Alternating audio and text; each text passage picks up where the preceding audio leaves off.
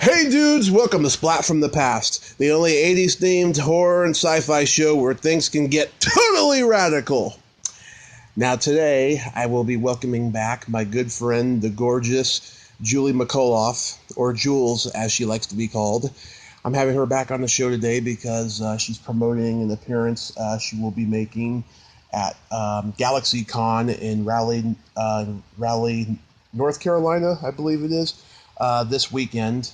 And I want to talk to her about that, some other stuff, including some stuff that she did that we didn't get to last time, some TV shows that she did, and I can't wait. I've been wanting to get a real professional comic on the show for a while. As you know, I have been interviewing like open mic comics and stuff, and some of them are really cool, but some of them are just fucking woke and easily offended, and I'm tired of that crap, so I'm only focusing on the professional comedians, and Julie is one of them. So, here is my new interview with Julie McCollough.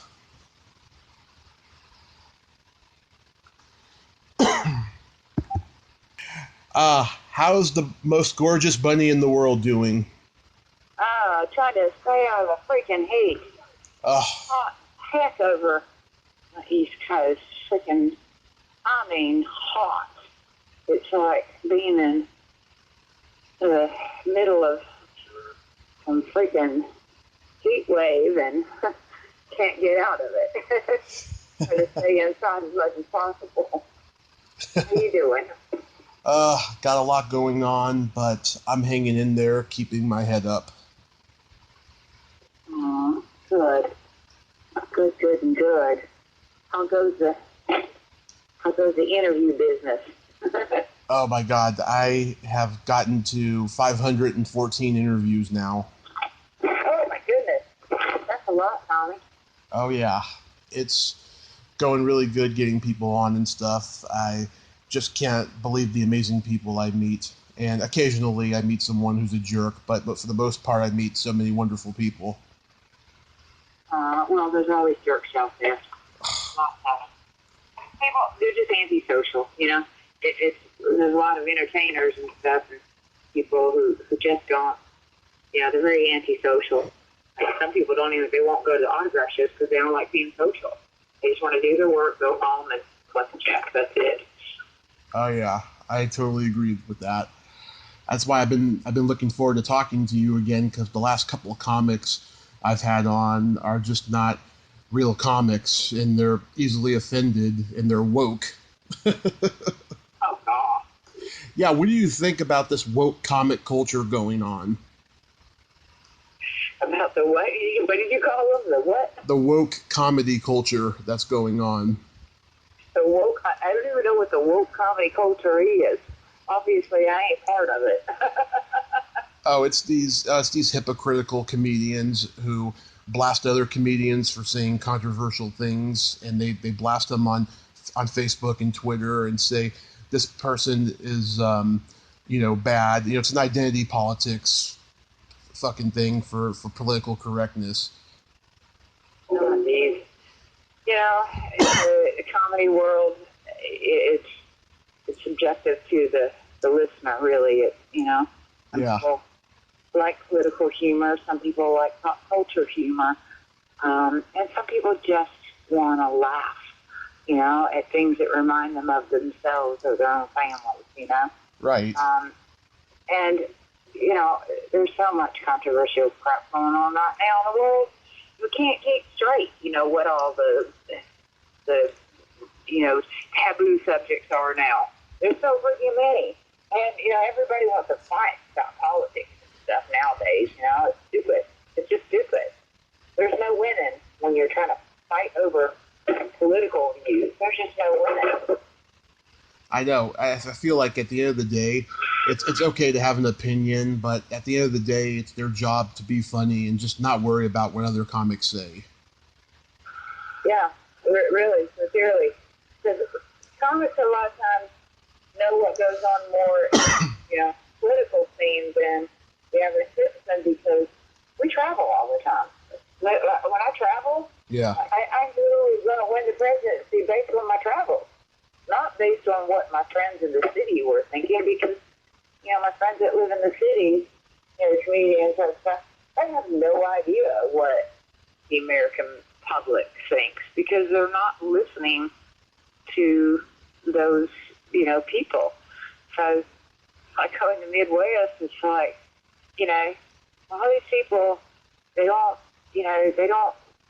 think about and care about what's going on in the cities. It doesn't affect them. And, they're just worried about feeding their families, out on the freaking farm. They keep making sure their crops, are good and that they're actually, being able to get their crops on the table, So politics is something, that really I told my friends in the city, I'm like, you watch. Whatever the people in the cities are voting for, it ain't going to be what the people, out in the country are voting for.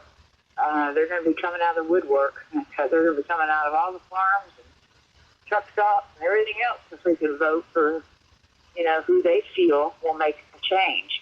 Whether that change has happened is a whole different story. Yeah. It's like our president should just be fired from having the ability to be on social media. Really, our current president doesn't seem to have a filter, and Twitter ain't helping him. He's losing more supporters faster than freaking Scott Baio lost girlfriends back in the 1980s. You know what I'm saying? Yeah. Yeah, I don't even know if he'll win again, but I do know one thing. He will not win the California vote, because everybody I know in California hates him. Yeah. But, it's like he had supporters, and a lot of them. But, with the current wave of attention he's drawn to himself, I don't know that he's going to, be protected from himself. He's damaging his own, future, really, I think. But that's his me. But I ain't talking about that mess on stage. I wouldn't touch that mess with a 10-foot lower body suit. Oh, yeah. Get no laugh from making fun of the president. And when you go out in the Midwest, maybe in the cities, and, but when it comes out to being out on the comedy road, you can't talk politics and your personal opinions when you're on stage. You just can't anymore. No. Because otherwise, the audience, they're ready to lynch you. You know what I mean? They just want to laugh, but they don't want to laugh about, their lack of income, Yeah. to the extent that, they're having a hard time. That they want to laugh because, they're like everybody else with a lack of income, but they don't want to be laughed at because they have no income. If that makes any sense. Oh, yeah. It does make sense. Everybody's having a hard time. Everybody in this country right now. So I don't know about all these. What did you call them, new comics? What did you call them? I did not make this up. They're called woke. WOKE. Like what? They woke up? Oh. They need to woke up and smell some coffee. So I don't know where that comes from, but I always say the woke comics, they don't contribute when they're awake. Yeah. Yeah, I like that. Hey, you know what? You know what I found out when I was, traveling about is like so many of these so-called commentators. It's like these are people lately. It seems like they're getting popular on social media. Mm-hmm. Comedy clubs are booking these quote-unquote social media people who have big followings on social media. But that doesn't mean that those freaking followings, half of those followings, by the way, are fake. But they'll book them because they got a big social media following, which is fucking bull. So a lot of them ain't even comics. They're just people who spout out things on the internet and they got a big following. But those big followings now are all fake. They're all fake. I just got on Instacrack. I call it Instacrack. Instacrack. And I have no idea how many messages I've been getting from people saying, "Hey, I like your poster, your photos, and your poster. Cool, but how about getting you more followers?" They want you to pay them to get you these more quote unquote followings, but the problem with that is it's all fake followings. I don't want fake followers. I don't want BS following. I just want it to happen real and organic, and I don't really care if the comedy clubs are booking lame-ass people, because they got big followings. They're going to wind up on the losing end of that stick, at some point, because, real comedians are there to make people laugh, not just because they're quote-unquote popular on social media. That doesn't mean jack crack. That doesn't mean that they're bringing in an audience. You ain't putting butts in the seats, then that's the bottom line. Yeah. Because the comedy clubs make their money from people buying drinks and food and paying tickets at the door. But a lot of the comedy clubs are closing up. We ain't got a lot of them left anymore. They're closing up fast. Oh, I didn't even know that. I know a lot of them did back in the 90s, but they're starting to do it now. They're closing up even more now. We're getting less and less places that we can go and do stand-up comedy anymore. Part of that is just the economy in general, the wave of people not going out and spending money on entertainment because they can sit at home and look at their telephones and their computers and get entertainment for free. That's the problem with a lot of the current comedians. They're posting up all their dang comedy on social media and on YouTube, and if someone can see all of their jokes for free, why the hell would they ever pay to go and see them live at a show? They're not going to do it. That's the point I have. I don't understand why the comedy clubs are thinking that this is some big thing. People don't pay to come see a so-called funny person if they can see it for free online. So a lot of the older comics, you'll notice, don't post up all their jokes online. Also, the problem is that comedians are the biggest thieves in the whole world. Joke thieves, man. They will steal your jokes faster than you can spit. And there's so many quote-unquote famous comedians out there who see all these young comics from everywhere, all over the net, posting up their comedy bit, and then these comics who have the ability to get on TV and film will steal those jokes and do them on television as if they're the ones that made that joke, and they outright steal that way. So these young comedians hurting themselves posting up all their stuff online. You're supposed to post your stuff up online just for the ability to get booked.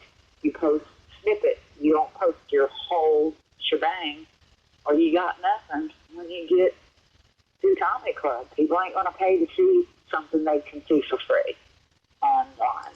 That's the bottom line of our business, anyway.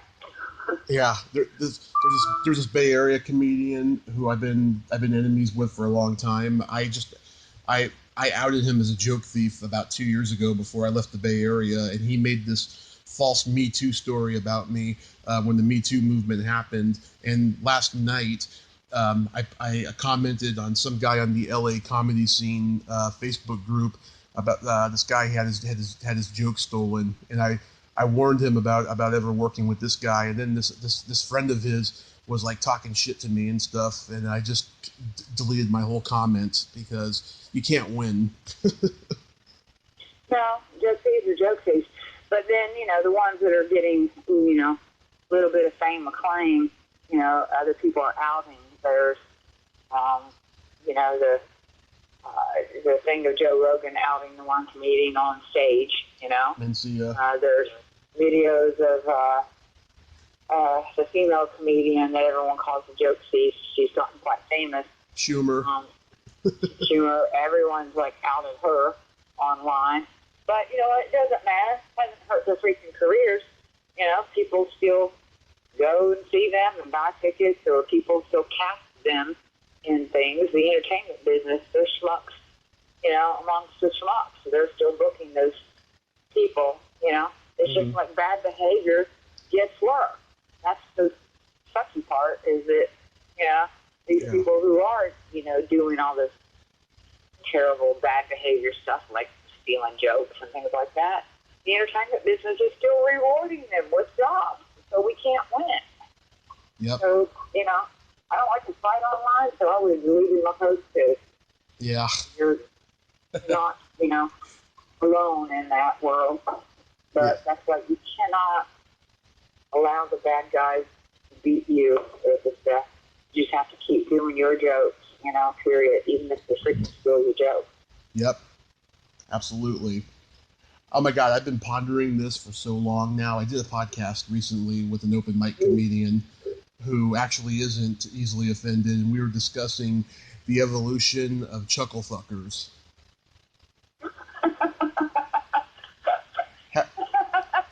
Have you ever encountered those? So listen, there's all these guys out there, comedians, who just think they're God's gift because I call them laugh buggers, that will show up, and they just think they're rock stars, getting these chicks, but gross. And or these, comedians who just think they're God's gift. I had a comedian whip his wang out on me outside in the back parking lot next to the Improv one night. He whipped it out. I looked at him. He walked me to my car. I'm like, what the fuck do you think I'm going to do with that? I literally was like, I'm like, that little itty bitty thing? I just started making fun of his wang. He yanked it out. I'm like, dude. And I cracked a joke now. It's like, if you're going to, in my stand-up now, if you're going to whip out, your jock, it better be the size of Alaska, not the size of Rhode Island. That's great. True. And that joke spawned from a freaking comedian, kind of a known one, whipping his thing out on me in the parking lot like I was going to do something. I'm like, what is, like, out of nowhere too, Tommy. Like I was going to jump on that. I'm like, that's a F off. Literally, it's so, like, insulting that it was laughable. Literally, I laughed and just made fun of his wang. Because I was like, what do you think you would even do with that? Like, that little itty bitty thing. Like, shit. It just pissed me off. That's all. Yeah, that's fucking terrible. Oh my God. Yeah, you know Nina Hartley? No.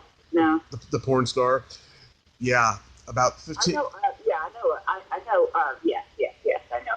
Yeah. I was thinking you were talking about a comedian. I'm like, I don't know who that is. No. Yes, I know, yes. Yeah, about 15 years ago I met her, and she was at this meet and greet in the Bay Area, and I was like the last guy of the day to come meet her and stuff, and like she took me into one of the private rooms and she gave me a hand job, and she does this webcam video thing now where she wants guys to send her dick pics so she can critique them, and I sent her one last Friday, and not only did she say I have a pretty penis, she also told me I'm one of the sweetest guys in the world. Yeah. Are you sure that she is not yanking everybody's stem just to get them to send her photos that she can later make a funny website out of or something? No, she wouldn't do that. Hilarious. Yeah, I felt very, very pleased by that.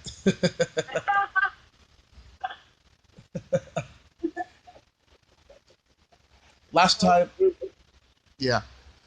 we were talking about your movie and TV credits. There's a couple of things we didn't get to. I wanted to bring up. Oh my God, I forgot you were on a couple episodes of that hilarious but short-lived show, Drexell's Class. Yes. I played Rosie, the swanky secretary, on that show. Yeah. The school principal. In the first season of it. And then they let go of the actress that played the principal, and they brought in another actress to play a different principal. And in the meantime, then my character got wrote off. So that sucked for me because I liked that show. That was fun. Yeah. Oh my God, it was a funny show. Dabney Coleman, he did like 3 short-lived sitcoms that were great. Buffalo Bill, Slap Maxwell, and then Drexell's Class, and that was the final straw. And they were all hilarious shows, but I guess he couldn't keep the TV viewers' attention because he was a movie star. about that. I think a lot of times it's politics, the reason why they, make shows or cancel shows, Yeah. A lot of times that's where it is. A lot of the shows that seem to be coming and going, too, is these companies now, management companies that are trying to produce their own content to make some of their clients famous. It happens a lot with the comedians, and they'll put their comedians in there. And the comedians ain't even that freaking great. They're trying to make them stars, and they're not good. A female comedian, they keep trying to make her famous, and I guess people know her, but she's a terrible actress. And so, she's good on stage, but she's terrible as a leading actress in a sitcom. And I don't know why they keep trying, but I don't know. Maybe she's banging some producer somewhere or some executive at one of the networks. Who the heck knows why certain people just get jobs? But I think a lot of it's political. It's not necessarily, who is really best for the job. They're just trying to make their own clients famous. Yeah. That, happens a lot. So. Oh, yeah, it's like the comedians who audition for America's Got Talent. They look to see, if you got a manager that they know, and then you get on the show. Well, with that one comedy show that was the Last Comic Standing show, it's like that show was produced by this management company, and they were picking the comedians to win were based on who their clients were or who they wanted to represent. Mm-hmm. And because one year there was a group of judges that picked a different comedian to win it, and they overrode it and picked the other guy and announced him as the winner. So the judges were all looking at each other like, well, I didn't pick that person. Well, I didn't pick that person either. Well, and I didn't pick that person. So they went to the producers like, none of us picked this person. How is this, what the heck's going on here? And they're like, oh, well, you see in your contracts here, we had the right to override what you did. And they couldn't say anything publicly about it because it was their contract. So that show was only taking people that were, that were their clients to win that show, that Last Comic Standing show. So it was notorious. Like all the comedians knew it amongst each other, Mm-hmm. And it's just like, what the? And I went and I auditioned for it one time, and I was like, this is just weird. It's like, and the year I auditioned for it, it's like, there's a female comedian that I'd done shows with locally in L.A., mm-hmm. and she wasn't that great of a comedian, and certainly wasn't famous enough to be there as a judge, but she was one of their clients, and they were trying to make her famous. They put her as a judge, and I was just like, this show is so freaking, there's something wrong here, and I was right, because then one of those past judges called me and said, what the hell are you doing? Do not even waste your time with that show, Julie. He said, they're not going to pick you because you're not represented by them. And it was like, what? And he filled me in because he had been a judge, and he knew it was a fixed show. I was like, wow. Oh, so God. There's a new comedy show on now, a new thing where they're auditioning all kinds of comics with Jeff Foxworthy. I don't know if that one's fixed. I hope it ain't. But I don't even know where that's filmed. But I didn't see anybody that I thought was outstanding on it either. I gotta check that show out. The new one that's been running on one of the channels. But I was happy to see Jeff Foxworthy as a judge. Yeah. You were on a short-lived show Aaron Spelling produced called Robin's Hoods. Yep, we did 22 episodes, 22, I think. Or maybe 24. I can't remember. It's been so long. I had red hair on it, short red, brown-colored hair. Nobody even knew it was me. It was like a spin-off of 90210, Melrose Place. It was one of those types of shows called Robin's Hoods that we're supposed to be a bunch of ex-cons living in this apartment above a bar, and then we all worked there. And so it was run by the local DA. Yeah, Linda Pearl, she was on Happy Days towards the end, and she was on Matlock. Yeah, and then she was pregnant at the time, so she went away to have her baby, and they just, had her have her baby, supposedly on the show, and then Rick Springfield came in and took her place as her boss for the last few episodes. He was terrific. I liked him a lot. I like Linda Poe a lot, too. Really? Rick Springfield wasn't a jerk like he usually is? Well, he was really nice, actually. I really liked him. And then I did another series. He had that High Tide TV series. Mm-hmm. There's a couple of episodes of High Tide as well. So, playing his love interest. So I got to be lip smacking it with Rick Springfield on screen, which was awesome cool, just to say that I did. Yeah. Yeah, I mean, he is a good-looking guy. It's just funny, and funny little thing. How was Aaron Spelling? I loved Aaron Spelling. Oh, I miss him. He was a nice man, a gentleman among gentlemen. Really, just a genuinely nice man. Texan, total sweetheart. You know, he was after himself in his youth. Just, you know, he loved actors. He loved making shows, and he was terrific. He was great. Yeah. I truly missed a gentleman, a real gentleman.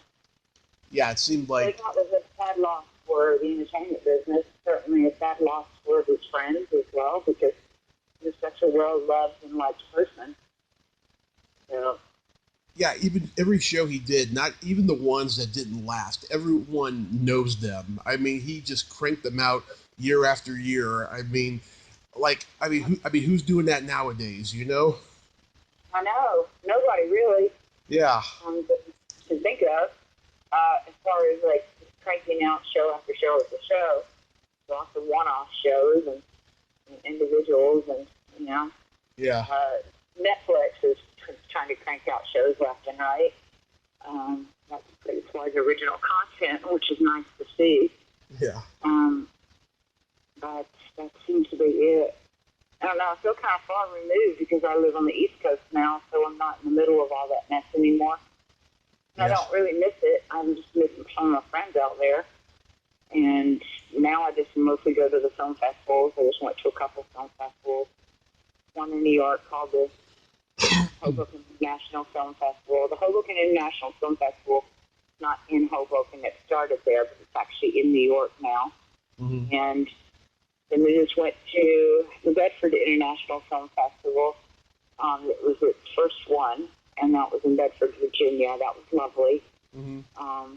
Few people came in, filmmakers from different parts of the world for that as well. So it's great. It's been great meeting filmmakers, you know, coming in with new ideas and from different places and real true independent stuff. I love that. And that's really what has kept me afloat for the last few years. I've just been doing independent films for the last several years, really. Mm-hmm. And so I did one that's out in theaters right now that's called Untogether. Mm-hmm. And it's got an all-star cast. And then I did another one that's called The Joke Thief. On my pay-per-view, I think. And they circulated the film festivals and did phenomenal. I just did another one that circulated from the film festivals. It did phenomenal. It just got bought into distribution. That's called A Karate Christmas Miracle. Mm-hmm. That's going to get released, I think, on December of this year. And then just got cast in another one similar to that. It's going to be like a wrestling Christmas movie. And that's, I'll be shooting, I think, late December. And then I'm doing a Comic-Con type of convention this week in Raleigh, North Carolina. And that is July 25th through July 28th. That's in Raleigh. They're calling it a Galaxy Con now. That's switching the names. Comic-Con, SuperCon, now it's Galaxy Con. Yeah. But I'm so excited to be doing it. So a nice gathering of entertainers are going to be there, and artists, and some wrestlers, and some animation artists, and animation actors. It's got a nice variety. Lots of cosplay, kids dressing up for it. But they're expecting just on Saturday alone between 22 and 24,000 people to be at the convention center, and that's not including the children under 9. for the adults. So, or age 10 and over, 22 to 24,000. So hopefully it will be busy with people buying autographs because I'll be there. I'm hoping they want mine. I feel like low man on the totem pole when I see the lineup of entertainers they have coming in. They have John Kovac coming in. They have Anthony Michael Hall coming in. Yeah. They just have a list of actors that are currently on television shows right now coming in for different things, and so that's exciting. So that's it, and that's all she wrote on my schedule. I just did a comedy tour through Texas and finished that up. Now I'm in North Carolina right at this moment as I'm waiting to do this GalaxyCon this week. That starts Thursday. Oh yeah, did you ever do that bunny tour you were telling me about last time? No, I've been trying to get that together. My agent says nobody's been biting on it, but, Mm-hmm. 2 other female comedian playmates. So we're trying. We want to do it. It's just nobody's booked it yet. So hopefully eventually we'll get it going because I really want to do it. I just thought it'd be awesome to work with some playmates all doing stand-up comedy, Yeah. And hear their different points of view of life. One is from Russia originally, and one's family heritage is Mexican. So here we got the Russians, the Mexicans, and the United States mutt here. We're like the United Nations of comedy, really. And we all happen to be bunnies, so Yeah. When did you start doing cons? Did mostly the Killer Comic Convention that's in New Jersey? Philadelphia. Yeah, it's in Jersey, Varsity, New Jersey. Yeah. Done that one in the past. Loved it. I love that one. One of my favorites. And then I've done a couple of other smaller ones. I did one. It was in Motor City once. I did one that was in Boston once. One down in Miami that really didn't do well for the actors at all. It was more like families were using that one as their babysitting service, dropping off the children who, in their cosplay outfits with just, enough money to buy themselves a soda. But they were just running around as their social hour. I swear parents used that Miami one like it was a babysitting service. So I'm hoping that this one will have a better buyer turnout than the one I've done in the past. So we'll see. Do you ever do Q&A panels? Don't know. What's that? Do you ever do Q&A panels? Do I ever do what? Q&A panels at conventions. Oh, yeah. I did one at a Shark Con in Tampa last year with some of the cast from Sharknado, because I'm in a couple of the Sharknado movies. Yeah. And I just did a Q&A at the film festival in Bedford with Jeremy Miller from Growing Pains. It was the 2 of us. And we did that one about growing up Hollywood, basically. And that was very interesting, doing it with him. I love him. He's so awesome. Yeah. So I'd like to see him cast as a lead in a new show. He's such a great guy, and he's such a good actor, and, he's such a handsome young man. He really played, a dad in one of these sitcoms, easily.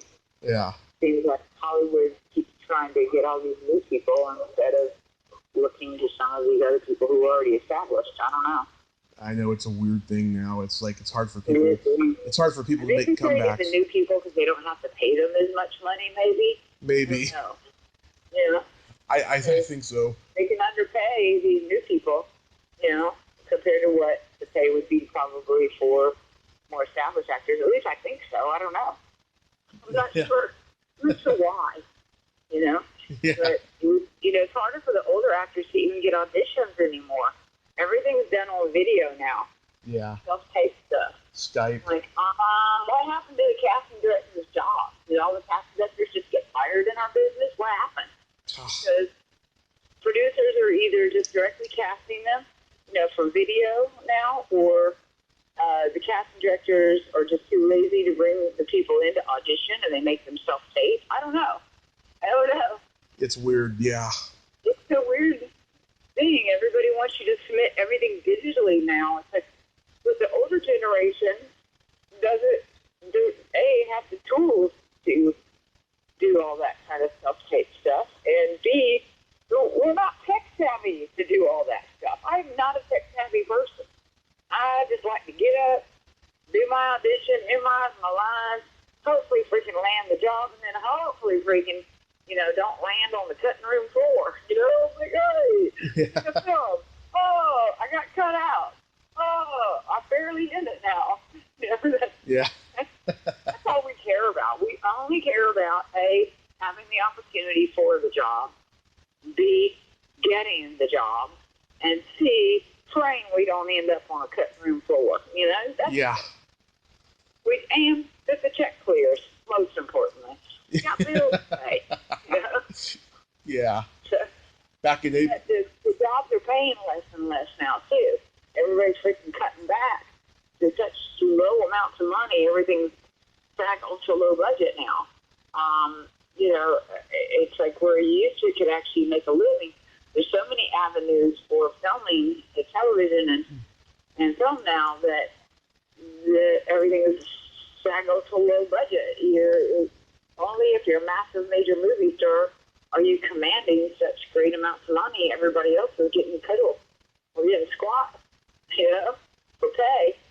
And, it's definitely put a dent in our pockets. Then we got family and friends that don't know nothing about the business. Why don't you just get in that TV show, Julie? You should be in that. Yeah. Other than really country. And they're like doing bad fake accents. You need to go on there and be on that show, whatever the show is, and name any show practically. And I'm like, yeah, why don't I just do that? I'll just go over there and say, I want to be on this show. It doesn't work that way. Yeah, it's just like the annoying friend. People just think we can just go over and get that job. It's not like that. That's just like the annoying friend who says, hey, I got a joke you can say in your stand-up act. Mm-hmm. Always. Not many people tell me, hey, I got a joke for you I heard. Well, if you heard it, somebody else done it, so keep it to yourselves. And it probably won't that funny in the first place. That they usually ain't. Back in April, I got a box of condoms here for you, too. Why don't you just weed through and see which ones don't got holes in them? Like, come on. Back in April, I finally met Jim Wynorski. Oh, you did? Yeah. Hey, Jim's been doing a bunch of movies with some dogs and stuff. They've been popular, which is awesome. Yeah. I met him at Dark Delicacies. I was out in LA for a week to meet up with people and go to a convention. And I went to Dark Delicacies and he was signing. And he told me he would give me 15 minutes to talk to him on the podcast. Well, he gave me like 5 to 7 minute answers. And so it ended up being 25 minutes. Which, by the way, I think is the reason why he untagged me out of the post. Oh, no. Yeah. Hilarious. But Jim is Jim. I don't take it personal. I untag a lot of posts, Tommy, myself. It's like, people tag me with so many postings. I just want to going through and untagging too much stuff because that's on my private site. I was trying to tag me with stuff. I'm like, I just want to put up whatever it is I'm currently doing. Mm-hmm. Some posts from family, their families, like my cousin just had her 2-year-old's birthday. I want that on my site. I don't want a bunch of other stuff tagged to me that has nothing to do with me, really, Yeah. And try and tag a lot of stuff myself. Jim likes to post up pictures of all them hot chicks he's worked with in the past. Oh, yeah. I love those pictures. Yeah, to everybody else, it's funny. It's like, I giggle when I see some of his posts. But they're usually, at least, nice postings of, different actresses and people that he's worked with in the past. Yeah. He's done a lot of work. He's done a lot of those movies. not a lot of people are out there pumping out those movies either, except for the Asylum Company. They're the people that did Sharknado, but I don't even think they're pumping them out as much as they used to. They used to pump out, 1 or 2 movies a month. Well, Jim and all his contemporaries, like Fred Olen Ray and David Dakota, they were like, that Roger Corman era of cranking out all these low-budget, cheap films a year. And then after the VHS market, was over and it was DVD, they switched to, like, family films and Lifetime films. It's like you can't make movies like they did anymore, it seems. Yeah. And, nobody really cares about seeing TNA crap on film anymore. They don't. They don't care. They just don't care. There's too much on the internet now they can see for free. They don't really care about seeing some TNA movies. They want family movies. They want movies with animals. They want Hallmarky type, films.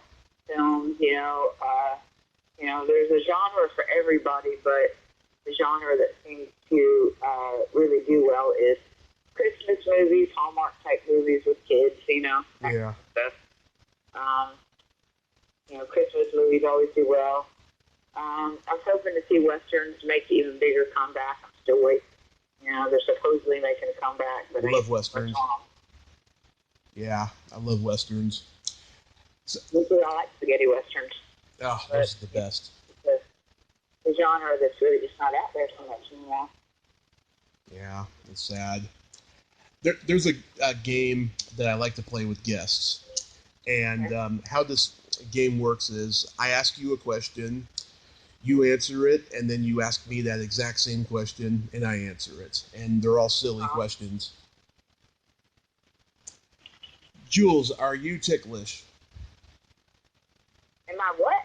Ticklish. Ticklish? Yeah. Am I ticklish? Ticklish. Tickling? Tickle, like a tickle? Yes. I don't know what the heck you were saying to me. I'm like, what? What? Am I ticklish? Yes. Tommy, are you ticklish? Oh, I am baby ticklish, yes. Is your belly button an innie or an outie? My belly button is an innie. Tommy, is your belly button an innie or an outie? I have a very deep innie. All right. Do you ever contemplate your belly button? Do I ever contemplate my belly button? Absolutely not. Just like to clean it well. Tommy, do you ever contemplate your belly button? Every day, yes. What color are your toenails painted? I have no toenail polish on them nails. Tommy, what color are your toenails painted? I have clear polish. You have clear polish. Yes. And my favorite question, is there a stinky smell that makes you gag? Is there a stinky smell that makes me gag? Yes. Bad body odor. Disgusting. Yes. Tommy, is there a stinky smell that makes you gag? Farts would be the big one.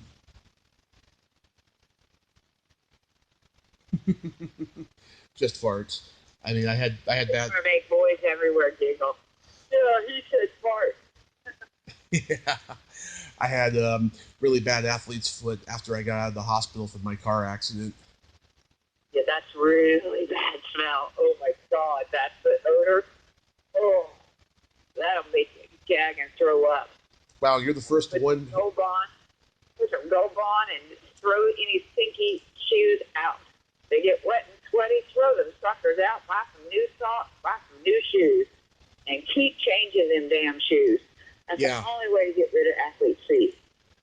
Gold on them feet. I was so grumpy from the medication they were giving me in the hospital. I gave them a reason not to like me, so they didn't change my socks the last month I was in the hospital, and that's what happened. Gross. It was bad. Yeah. Gross. It's bad. So I got these 2 jokes I want to tell you for humor purposes, nothing for your act. I'm not being the annoying friend that I mentioned earlier. How do you make a wife scream twice? I don't know, because I'm not a husband. First, you fuck her up the ass, and then you wipe your dick on the curtain. Oh, that's just gross. That's just gross, Tommy. That's not even funny. It's like, that's like something you want to try and put on some porn site or something that they would laugh. Sorry, that's not funny. Next. Okay. Cinderella is about to go to the ball, and she's on her period, and the fairy godmother gives her these magic tampons and says, okay, you can be home, but you can go to the ball, but you have to be home by midnight or else they will turn into a pumpkin. And she says, okay, fairy godmother, I will. So 12:30 rolls around, Cinderella has not shown up, and the fairy godmother is pacing around the house angry. But then Cinderella does show up at 4 a.m., and she's stumbling drunk. Your Peter Pumpkin Eater showed up? You know that joke? You know that one? Obvious. It's just too obvious. Oh my God. Oh my God. I've told that joke to so many people, and you're the first one to actually know the punchline. Right. She doesn't worry about the fairy godmother sending her a print. She's looking for Peter Pumpkin Eater. Yeah. It's one of my favorite jokes, like in the top 3, you know. Oh, so, okay, so you're going to be at GalaxyCon this weekend in Raleigh. Yep. And do you have any upcoming movies or TV shows you want to plug that you've gotten to do? I'm in a movie that's out in limited theaters called Untogether. I'm playing a full-on crackhead in it. Nice. Part, very significant. And then I'm in a film called The Joke Thief, basically playing myself, a comedian. And it's about a comedian who catapults into full-on depression, and, you know, he's always telling other people's bad jokes that he got off the internet. But it's a really sweet movie, actually. It's a really well done, nicely done, nice independent film from a filmmaker in Toronto called Frank D'Angelo out of Toronto. Mm-hmm. That movie's cute. I really liked it. And then I'm in another movie that's coming out hopefully by this holiday called A Karate Christmas Miracle. What? That's a good name. And I'm about to do a sequel, somewhat of a sequel to it, called A Wrestling Christmas Miracle. Oh my God. Those are good names. They sound like family films. That one is actually. Sort It's like Jim's. Anyway. It's like Jim's Doggone Christmas and Doggone, you know. No, I want to be stuff. One of Jim's Doggone Christmas movies or Doggone Dog movies. Period. Anyway, I have to run because my family member's calling me on the other phone right now. All right, Jules, thank you for coming back on. You know, I just adore you, and have fun this weekend. Thank you, Tommy. All right, bye now. Okay, bye-bye. Well, there you have it. Julie McCollough. Ain't she a sweetheart? Thank you so much, Julie. I'm glad that we got to talk like comics, and you got to give me some of your awesome wisdom. If you like this video, everyone, please subscribe to my YouTube channel. Add me as a friend on Facebook. Join my Tommy Kovac comedian page on Facebook. Follow me on Twitter and Instagram and all that fun stuff. Well, that's all the time we have this week on Splat from the Past. Until next time, this is Tommy Throwback Kovac saying, there's no shame in living in the past, because the present sucks. Later, dudes.